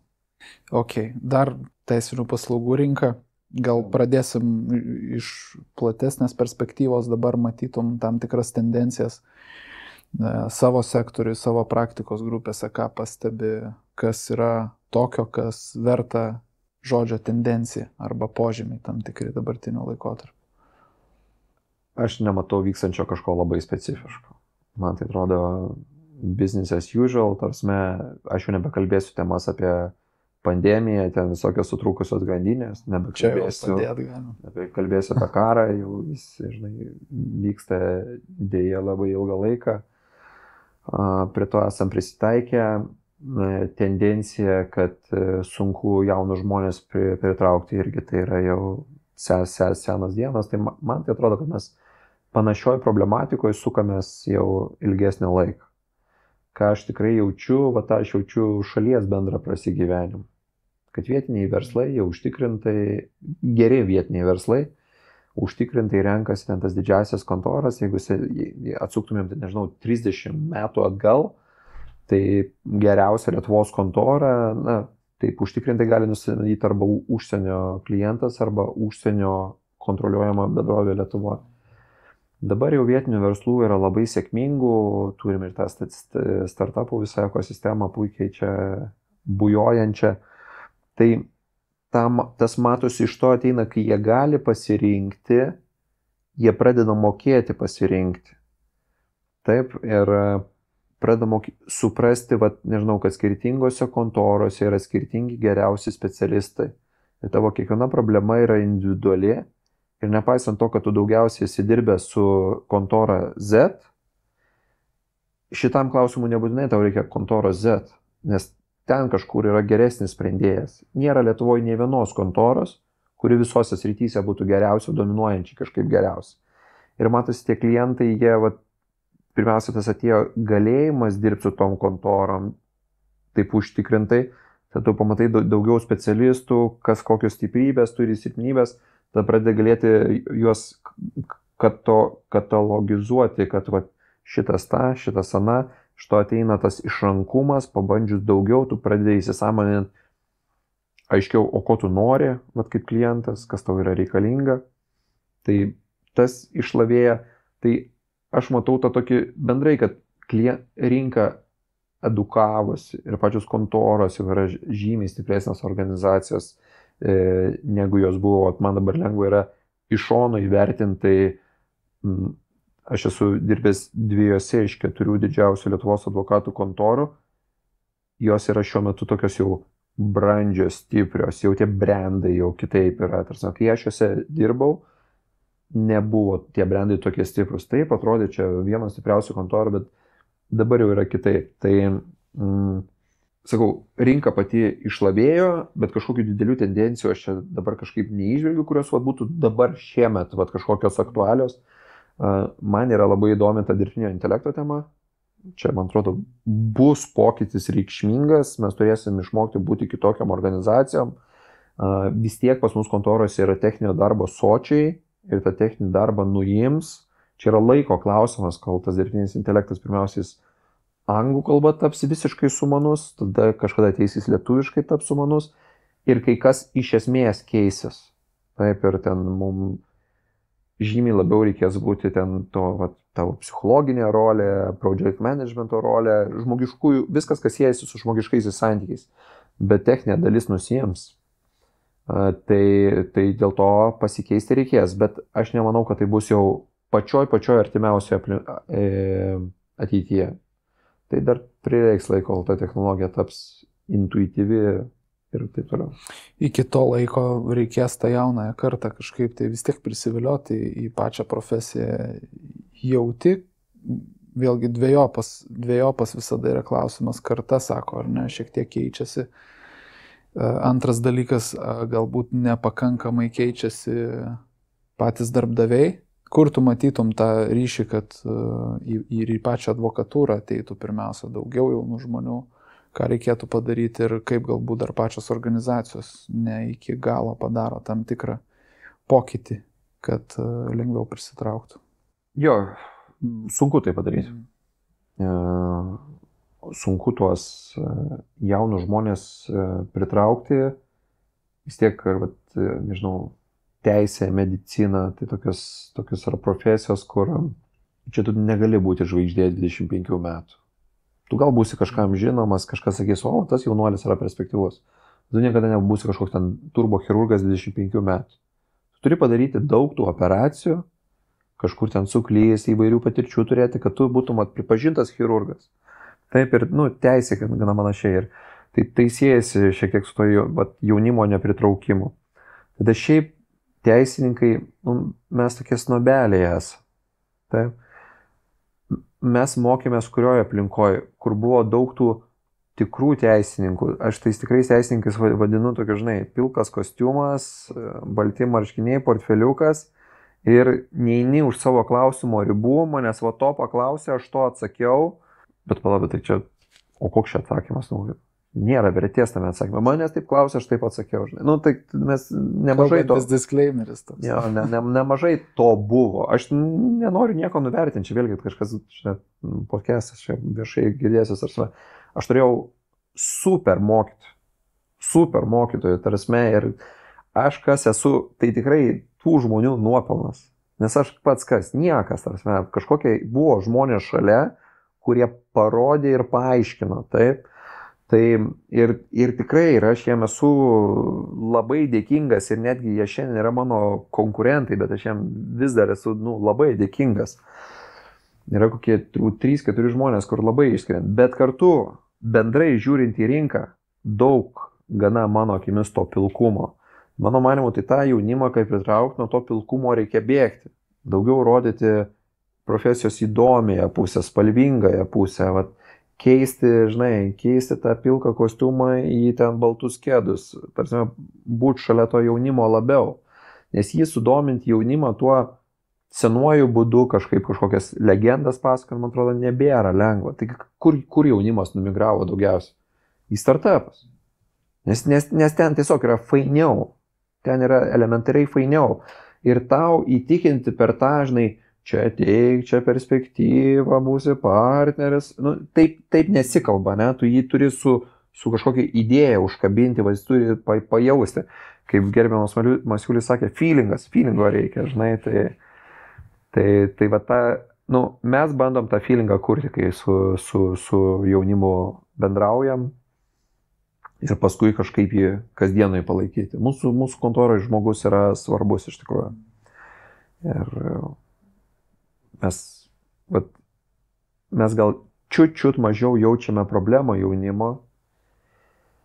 Mes ten nesam savo tokią kryptį ten grey hero pasitvirtinę, kaip mūsų vertinimu vyresnieji yra svarbiausia grandis ir klientam reikalingiausia. Ir jeigu žiūrėti, pavyzdžiui, kontorose ratio tarp bendrai teisininkų ir advokatų, aš taip spėčiau, kad mes esam geriausia, turim santykį. Pas mus daugiausia yra advokatų pagal tai, kiek iš jūsų yra žmonių ir tai atitinka mūsų viziją. Mes tą bloką norime stiprinti. Taip, aišku, jauni žmonės mums yra reikalingi ir mes norim, kad kažkas viduje užauktų, tas yra labai faina, bet svarbiausia blokas yra, sakyčiau, seniorai ir aukščiau, ne? Tai mes gal čiut mažiau tai jaučiame. Vėlgi, ko tavęs noriu paklausti, tu pats vieną dieną nusprendė atidaryti savo kontorą, ar ne? Man įdomus klausimas yra susijęs su jūsų susijungimu ir kai tau vėlgi kažkuria prasme ar teko, ar tu ganėtinai paprastai priėmei tą sprendimą, kad tam tikrą savo dalį, tą ar ne savo kontoros kūrimą aš kaip ir turiu atiduoti, atsisveikinti su tuo ir daryti, ar ne, tam tikrus mainus, daryti kažką daugiau, didesnio, bet tai jau bus vėlgi labiau bendras darbas, didesnė komanda, didesnė struktūra. Ar buvo kažkoks tai vidinis dialogas, kuriame ten buvo sunku atsisveikinti su ta tokia sentimentalia dalim ir tam tikra istorija, kurią jau sukūrė iš esmės nuo pat pradžių pats? Pradžioje turbūt reaguosiu tavo paskutinę klausimo dalį, tai nebuvo, o dabar praeisiu nuo priekio. Tai pas mus ar pas mane tai išėjo organiškai. Ir tas organiškumas iš tikrųjų jis pilnai pasimato, jeigu taip pradedant žiūrėti nuo žiauriai toli. Nes mokykloje aš buvau gabus vaikinas, kuris tokojo darbo ir nesimokiau už ten labai gerais pažymiais. Tada aš kažkaip 12 klasėje sugalvojau, kad čia reikia kažką, čia tos egzaminus kažkaip reikės išlaikyti ir aš tada mokiausi nenormaliai daug. Nenormaliai daug, tikrai. Realiai, tarsi kur kažkokias, nežinau, Velykas, Kalėdas aš mokiausi, tarsi aš visą laiką mokiausi. Ok, tada ateina egzai, man kažkaip pavyksta jos išlaikyti. Ok, aš įstoju į tą univerą, aš įstoju turbūt pas mus kokius 200 priėmė ir aš bijau pasakyti, aš įstojau kokius 190 savo kursą. Visiškai įstojau tik dėl to, kad ten balas stojimo pasileido nuo praeitų metų kažkaip, ir aš tam patekau, bet šiaip turėjau nepatekti realiam gyvenimui, Aš tų egzų turėjau neišlaikyti, nes aš taip gerai, nes mokykloje taip gerai nesimokiau. Tada aš atvarau į tą univerą, ir man čia atrodo, čia aš durniausias turbūt esu. Jeigu aš kurso pabaigoje turbūt kvailiausias esu, tada aš žiauriai smarkiai pradedu mokytis. Ten, tikrai labai daug laiko, studentiško gyvenimo jokio, mokausi, varau, kažkur tam pakeliu galvą, ok, čia esu ten kažkaip ten pagal kažkokius balus, kažkada ten tapau kažkoks pirmas tam kurse, jo gerai, čia tas neblogai, tada ten Aleksai duoda kažkokią vardinę stipendiją, kažką, davai, teik čia pasidaryk praktiką pas mus. Ateinu, dirbu, čia dabar aš esu pats kvailiausias, tikrai pats kvailiausias esu, čia dabar jau tikrai. Tada tu varai, dirbi, kažkur jau kažko pradėjai jaustis, kažką ten pasakai netinkamo, čiunš tave atleidžia. Ir toks, pala, taigi žiauriai geras jaunuolis, esu, kaip mane galėjo atleisti kažkas iš darbo, žinai. Dabar aš kai žiūriu, čia Dievo dovana man buvo, žinai, tas manęs atleidimas iš darbo. Dėl skirtingų priežasčių, dėl to, kad realiai savo padėtį supranti pasaulyje. Tada aš susitikau su Andriumi Smoliuku, kuris yra vienas ten iš 3 žmonių, kuris esminę rolę mano kaip profesionalo suformavime padarė, žinai. Ten dirbi, kažkur jo naujai prakunti, šinš galvoju, čia dabar biški kitaip aš dirbsiu, ten Cobalt etapas, nuo to penktųjų kitaip vadinasi. Dabar aš būsiu specializuotas sandorių teisininkas, nes prieš tai nebuvau toks specializuotas. Čing dirbo, atrodo, nieko nemoku, kaip specializuotas sandorių ten teisininkas. Tu vėl varai. Ir aš toks esu, toks savęs plakėjas, baudėjas, bent buvau tikrai. Aš vėl čia žiauriai smarkiai varau ir tikrai ten, kiek buvau Cobaltus ir kiek dirbau, tikrai visada būdavau tarp to bilio. Ir nesakau, kad aš ten buvau kažkoks geriausias, ten buvo, nežinau, už mane žymiai geresnių žmonių, bet aš buvau savo amžiaus kategorijoje, ten tikrai geras. Ten varau ir tada kažkur pakeliu galvą, kad, pala, jau kažką aš čia moku. Ir tada man iš tų kažkokių naujų problemų kūrimuose, vadinkim juos, kad geriau skambėtų iššūkiais, man kažkur pasirodė, kad, pala, čia gal verta pagalvoti, tą savo kontorą, žinai. Ir tai, su tą savo kontorą vėlgi tai buvo. Metų buvo kiek? Patikslink tada. 29. 29 buvo, jo, pamenu puikiai, kad 30 jau sutikau jau kontoroje, savoje. Ir tada aš ten pasikalbu su kolega, aš buvau tos idėjos toks sumanytojas, tas velnes, kuris ten ateina ir kitus pakūso, kad žinai, žiūrėk, pabandom. Tai mes su kolega Giedrium greit sutarėm, kad pabandom ir gerai, pradėjom daryti, žinai, gerai, čia kaip mes čia dviese būsim. Dviese tai negerai, reikia bent po vieną papildomą žmogų. Gerai, būnam 4, startuojam 4. Ir tada startuojam, žiūrim, žinai, mes tikrai negalvojam, nebuvo taip, kad mes išėjom ir galvojam, mes dabar padarysim top kontorą. Tikrai nebuvo tai. Mes tiesiog išeinam dirbti, žiūrėsim, kas bus. Tai mes pradėjom dirbti, tada matom, kad pala, čia kažkaip tinklas pildosi, nespėjom daryti darbų. Kažkokį žmogų, žinai. Žiūrim, trūksta tam tikrose specializacijose, labai daug darbų į šonus kažkur nuplaukia, nors galėtume juos daryti. Reikia tos partnerius kalbinti kažkaip, ne? Tai ten, žinai, Daiva Lelykienė prikalbino viešieji pirkimai, Povilo Karloną NT, tada Marijų Rindiną, žinai, būris tą kontorą ir jinai taip, organiškai viskas vyko, ir tada žiūrim, kažkaip, nežinau, 30 kokių žmonių mes esam, žinai. Ką darysim toliau? Žinai, kažkaip, ir tų tokių diskusijų vis tiek gyvenime jų kasdienoje būna, tai ką tu ten nori, kaip tu galvoji, kaip čia, organiškai, kaip tu čia auksi.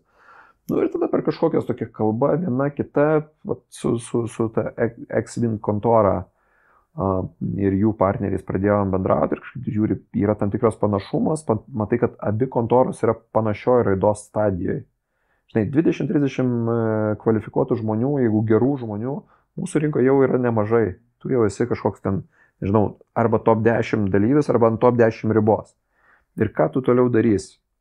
Tada ten, žinai, pasidėliojom tas sritis, kas ką dengia ir žiūrim, kad gana geras fitas išeina, žinai. Jūsų sutaptis ant popieriaus tikrai gerai atrodo. Jo, tai va, žinai, ir tada, kas būtų toliau, jeigu nedarytumėm, tai ką bandytumėm organiškai augti.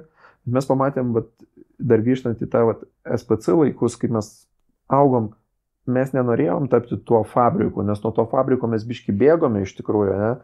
Mes pamatėm taip, kad turėtum geriausius teisininkus, reikia geriausių honorarų. Geriausiam honoraram reikia geriausių pajamų. Geriausiam pajamom reikia didelių, gerų projektų. Ir tas ratas sukasi. Didelių, gerų projektų nėra be geriausių teisininkų ir sukasi, ne? Tada mes pamatėm, kad nemažai klientų prisiriša prie mūsų asmenybių. Mes turim, kiekvienas partneris turi savo lauką klientų, kai klientai yra pakankamai prie partnerio prisirišę prie jo kaip žmogaus. Ir kai prisiriša jų prie žmogaus, jis nori, kad tu darbą padarytum. Tuo tarpu mes tokie, kur linkę sakyti, kad mes nenorim daryti tai, ko nemokam. Ir va čia yra toks klausimas, kurio mes nemokam. Ir aš sakau, kokiu nors ten senais laikais, nežinau, intelektinės mes nedarom. Ir ta klientas sako, Nu, bet Mindaugai, tai padaryk tiesiog. Nu, gerai, kad nedarot, tai imk ir padaryk. Man tinka, kad ten nebus tobula. Man čia yra savęs didelis perlipimas. Aš sakau, ne, nu mes nedarom to darbo. Aš negaliu tiesiog eiti belia kaip padaryti.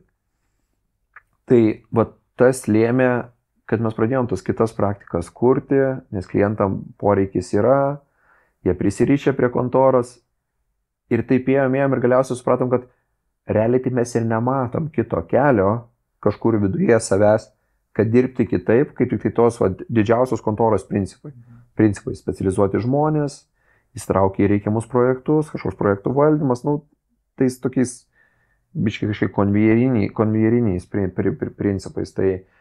Tai bėgom nuo fabriko, dabar jau esam pakankamai fabrikėlis, tai bandom tiesiog tą fabrikėlį praturtinti, nu, apčiuopiamai didesnių dėmesių žmogui. Dėmesių žmogui, va, tam darbuotojui, manęs kas nors paklaustų, kas svarbiau, darbuotojas ar klientas. Tai mano atsakymas aiškus, darbuotojas, tai aišku, darbuotojas. O čia gal puikiai proga pasidalinti, nes dabar daug klausančių sakytų, o tai kaip prisidedat, kokiom priemonėm, kas veikia, kas padeda. Yra kasdienai. Aš puikiai prisimenu vieną epizodą iš savo darbo, kai aš nulūžau, žinai, aš dirbau kontoroj ir aš tikrai, nežinau, kiek ten metai iš metų būdavau top bileris. Ten kokiam 10-ukė geriausiai bilinančių žmonių. Lentelę gaudavau. Jo, ten gaudavau medalį, pagirimą, žinai. Nu ir kas su top bileriais, aišku, jie visada turi daug darbo. Nes taip yra, darbas suplaukia pas tą, kuris gerai padaro. Ir tose didžiosiuose kontorose jų problema yra, kad ten šiaip normaliai nemažai yra planktono, kuris, tarsi, plaukia, ten rezultatų ilgus metus nevykdo, bet kažkaip jų kartais reikia. Ir yra tie vežantis. Ir ant jų yra kraunama, ir jis ten gali, nežinau, 100% tą savo biudžetą viršyti ir vis tiek ant jo yra kraunama, nes jis geriausiai tai padaro. Tai aš sakau, vėlgi pasikartojant, aš tikrai nebuvau kažkoks geriausias, bet buvau tarp tų gerųjų. Ir ten tau krauna ir ten buvo toks man epizodas, kur aš ten sėdžiu vakarą kontorai prie kompo, ten tos akys visos jau nusileidusios, žinai, ir ateina vienas žmogus, ten aukšto kalibro ir sako, Mindė, reikia žiūrėk šitą startėlę parašyti rytoj. Aš sakau, nu niekaip, aš čia pilną turiu darbą, tai dabar jau vakaras yra, žinai, aš savo kol dar padarysiu. Ne, žinok, žiauriai reikia. Nu, mes ten, žinai, kažkiek ten rasborkės, dėrybos, kažkas, nu gerai, nes mes čia ryšys, viską bakūrai, aš padėsiu, žinai. Nu gerai, įkvėpiu ten kažką, nežinau, ką čia dabar daryti, gal tą imti, nu gerai, tą imsiu. Ateina antras žmogus panašaus kalibro ir sako, žiūrėk, reikia rytoj sutarties. Aš, kadangi buvau tas darbštuolis, aš jaučiausi, to aukščiausio kalibro chebros dalis. Kad mes galim atvirai bendrauti, nes aš čia normalus su bičias, ne? Tai aš taip labai ramiai sakau, ne, žinok, niekaip, va čia ką tik buvo ponas, žinai, man davė, tai aš tavo niekaip dabar nepaimsiu, žinai. Ir sakau, bet žiūrėk, yra labai paprasta. Jūs tarpusavy pasiskambinkit, nusispręskit, kieno yra svarbesnė užduotis ir aš tą ir padarysiu, nes vieną vis tiek jau pažadėjau paimti. Ir tas žmogus į mane taip pažiūri ir taip sako, žiūrėk, su nieko aš nesiskambinsiu ir nieko aš nesiaiškinsiu. Čia yra darbas ir man reikia, kad rytoj būtų rezultatas. Ir čia buvo vienas iš epizodų, kaip gimė specialiai gal, kur man atrodė, aš galiu būti darbštuolis, aš galiu čia širdį paaukoti ir aš ten aukojau, wow, kiek. Bet čia yra kažkoks ribos peržengimas, čiau, žinai. Tai kodėl aš tą situaciją papasakau, nes čia tiesiog yra viena iš daugelio, kaip tu žmogų gali jam užlipti visiškai ant galvos, visiškai ignoruoti jo poreikius. Ir man, ten, nežinau, klientas sakys, ar gali poryt atsiųsti, aš jį sakysiu, ar mes galim poryt atsiųsti. Ten kažkas darbuotojas sakys, man gimtadienis, man vaiko šventė kažką. Ir aš grįšiu ir klientų sakysiu, mes negalim poryt atsiųsti. Už poryt gali. Ir aš sugersiu tą kliento, kad čia yra blogai, kad čia yra lėtai, kad jis girdėjo, kad kitos kontoros greičiau padaro. Aš sugersiu, darbuotojui pasakysiu, kad, okei, užporį. Tai vėlgi, čia sunku per trumpą mūsų pokalbį perduoti, kur tas balansas yra, nes mes vis dar esam konkurencinga verslo teisės advokatų kontora, kuriai gerai sekasi. Mes negalim būti ten kažkokiamis, ne pankroko grupė kažkokia. Tų taisyklių vis dar yra daug, terminų yra daug, stengiamės jų laikytis, panašiai, bet to dėmesio žmogui yra daugiau. Ir su savo tą istoriją aš nenorėjau čia kažko apjuodinti, apkalbėti.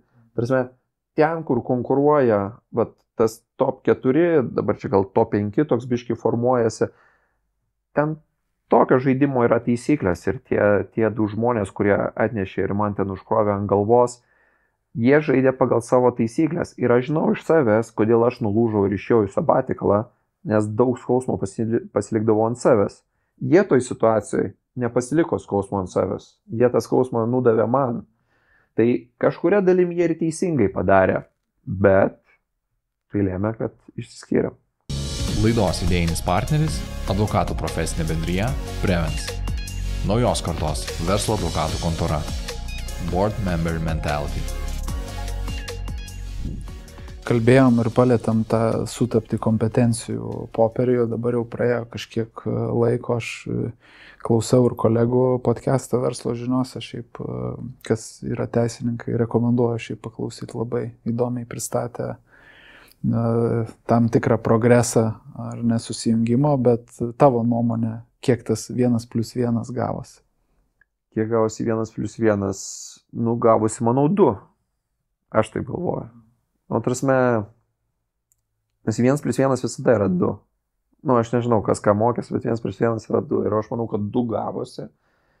Džiaugiuosi, kad nesigavo 1,5. Kalbėti apie 2,5. Aš pats toks žmogus, aš nemėgstu ten visokių tokių, svaičių, kažkokių ten tokių tuščių kalbų apie ten viziją, strategijas, kažką. Aš toks darbininkas, mėgstu darbininkus, einam, dirbam, darom, jau 1,5 metų vis dėlto, jau daugiau negu 1,5 metų veikiam sėkmingai, aš jaučiuosi per savo jausmą, kad mes esam, žymiai stipresnė kontora, negu buvom kiekvienas atskirai. Tos kompetencijos gerai papildo viską, aš jaučiu, kaip rinka žiūri į mus. Toks kažkoks solidumas atsirado. Jeigu iki tol mes buvom tie faini jaunuoliai, kurie visai ambicingi, visai gerai daro, bet jeigu tikrai rimtas reikalas, vis tiek reikia eiti pas tos dinozaurus. Tai dabar aš jaučiu, kad mus jau arčiau tų dinozaurų deda tose lentynose. Aišku, kad mes vis dar nesam ten pat, bet mes esam arti. Kaip vyko kultūrinis susibalansavimas? Jutai, buvo kažkokių tokių didelių iššūkių, nes pats vėlgi iš tokios asmeninio to pojūčio, ar vis tik tai ganėtinai sklandžiai? Žinai, Vint kolegos tai irgi panašus ir bedėliojantis aplinkta apie asmenybės ir, mes jau kalbėdami su prieš jungimasi, tai pamatėm, tai jautėsi nerimas pas darbuotojus. Kas bus, kas ką girdėjęs, tas girdėjot, kad ten tas durnas, tam bet čia žmogiška. Tai žmogiška. Ateini, tada jau tu girdėjęs, vaikšto pro tave žmogus, kur tu girdėjai, kad tas tai tikrai, tas tai blogas yra. Tada jo žvilgsniai atrodo, kad piktai žiūrėjo, nes jis blogas žmogus. Bet paskui tik bėga kasdieną. Tu pamatai, kad niekas čia nereiklys, ne kažkas. Ir dabar ta integracija, jinai jau yra wow kaip įvykusi. Žinai, kažkokie vakarėlis vyksta, tikrai yra jokių grupelių, kad čia tie buvę žmonės, anie buvę žmonės, žinai. Labai gerai, kad tos praktikos grupės susilieja, žinai, tai šiandien, man atrodo, viskas visiškai korekti. Kokį nors ten 1-2 mėnesį aš turėjau nuogastavimų, kaip čia bus. Mes dar vienam ofise nesėdėjom, pasiskirstėte žmonės, tarsi juos ir sumaišėm, bet vis tiek tokių jautėsi, kad tokių klausimų kyla, kad kažkurie darbuotojai jaučia, kad identitetas prarastas, mes kažkokie tokie buvom, dabar jau mūsų tokių nebemato.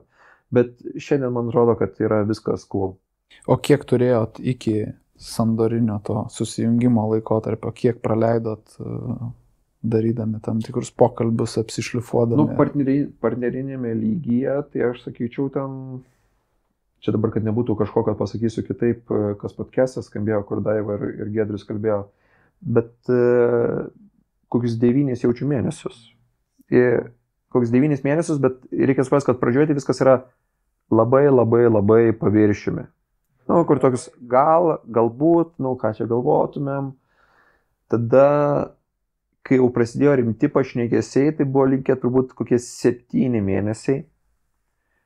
Tokie jau detalių lygmenių. Nu gerai, čia gal tokį principais pasitvirtinam, pabandom detalių lygmenių pasikalbėti, kas čia būtų, ne? Tada kokie likus 6 mėnesiam aš jaučiu buvo kažkokia mini trauma tokia, kur, nes pradžioj tu eini dėrybas tikėdamasis, nes šitagi sandoris dėrybos, tu eini tikėdamasis, kad, nu kaip, nu, aš apsaugosiu savo padėtį, tada tu supranti, kad tai nevelnio, tu, nu, neįmanoma taip, čia susitiko, žinai, 2 organizacijos, kiekviena turi savo kultūrą, ten įpročius, viską. Tai iš abiejų pusių, man atrodo, buvo dažnai tas toks šokas suprasti, kad bent dalį savęs tu tikrai prarasi, neįmanoma kitaip. Tada buvo šokas, buvo emocijų, tada visi nusiramino, visi suprato, kad logiška, kad tai bus. Suėjom ir baigiam normaliai kaip suaugę žmonės, žinai. Tu duok tą, aš duosiu tą, bet kažkaip pabandom sugyventi, aš pradau šitą, tu šitą, bet kažkaip gyvenam. Ir tada jau, kai patys sugyvenam, tada pranešėm kolektyvam, nes buvom kolektyvam iš anksčiau pasakę, kad šnekos vyksta, nenustebkite, rinka pas mus maža, greitai gali nueiti. Tada jau vėliau pranešėm kolektyvam, kad jo, pasiekėm sutarimą, einam jo formalizuoti, dokumentai, bla bla. Tada pradėjom kolektyvų suvedinėti, dar iki jungimosi turėjom bendrų renginių. Nu, tikrasis integravimas vyko, kai žmonės pradėjo kartu dirbti. Reikia kartu dirbti ir kartu pabaliavoti, mano manimu, čia yra labai abu svarbus dalykai. Ir dar pakartoti kelis kartus. Taip.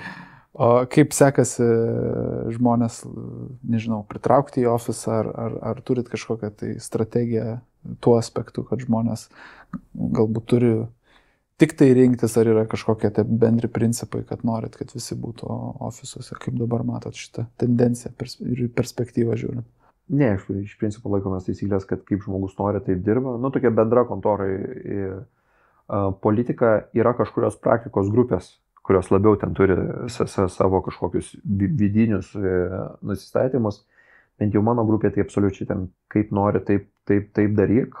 Nes tai kažkaip, nežinau, mytai dabar didelė dalimi elektroninėje erdvėje vyksta, tų fizinių mytų yra mažuma iš esmės.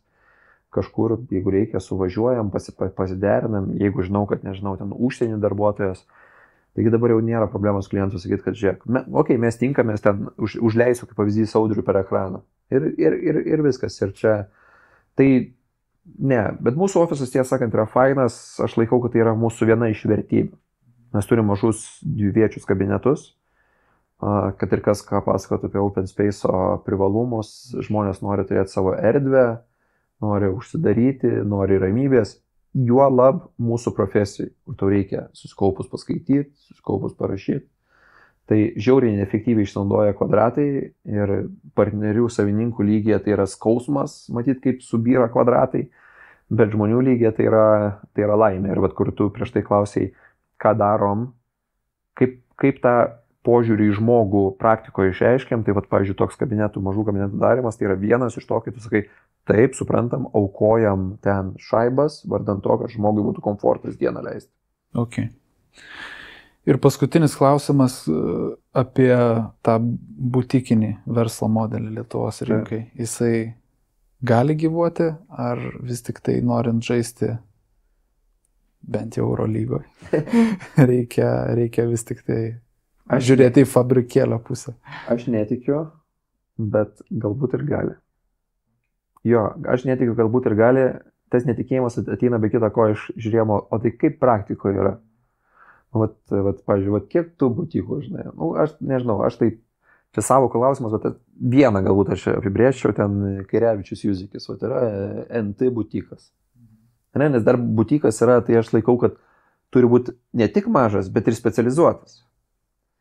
Tai vat, aš žinau vieną, buvo antras, Rūta Pumputienė, buvo nebėra. Ir žinai, ir kai nebėra, tai gal tai įrodymas, kad tiem butikam, sunku yra, veikti. Tai aš žiūriu, kad praktikoje tas nesusidaro. Mano srity padaryti butiką apskritai žiauriai sunku, nes, pavyzdžiui, sandorinėje dalyje yra blogybė tai, kad due yra tai, kur yra butelio kaklelis. Nes tu sandorio dokumentus susidėrėti, pasirašyti, tu gali kokiu 2, pavyzdžiui. Gana gerai, efektyviai gali dirbti. Bet due tai reikia 10 žmonių, kurie kiekvienas išmano savo sritį. Ir kaip tu ten butikė tai padarysi, kad būtų 10 žmonių, kuris kiekvienas išmano savo sritį. Neina. Yra kažkokio, nežinau, kažkas žinau, ten kur nors lošimų teisė dirba, žinau, žmogo, ir daug metų dirba ant savęs ir kažkaip neišsižada. Tai, bet tokie, aš sakyčiau, čia tokie smulkesni tie pavyzdžiai, aš nematau to tokio butiko, tokio fancy, shiny, toks, kur, žinai, nes man butikas yra butikas, kur, nežinau, tu esi, nežinau, ten 10 žmonių ir sakai, mūsų įkainiai tokie. Kažkas tau sako, bet čia didesni negu Surainio. Ir tu sakai, taip, mes esam, žinai, top notch, ten krem dėlė krem mes esam. Mes galim bet kada būti tam fabrike, bet mes tyčia iš jo išėjom, kad ten nebūtumėm, žinai, taip aš butiką įsivaizduoju, tai jo tokio kol kas aš nematau. Gal tu padarysi, Edgarai? Žiūrėsim.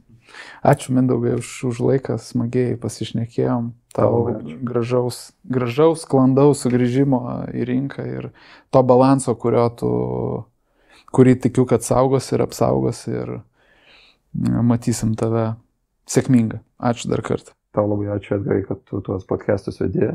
Čia tikrai yra naujovė mūsų rinkoje, kad kažkas taip nuosekliai daro, tai man tas tikrai labai faina. Tai be to, kad aš linkiu sėkmės tavo kontorai, aš tau linkiu nesustoti to buvimo kažkokiu ten viešų facilitatorių, moderatorių, įvairių diskusijų vedėjai.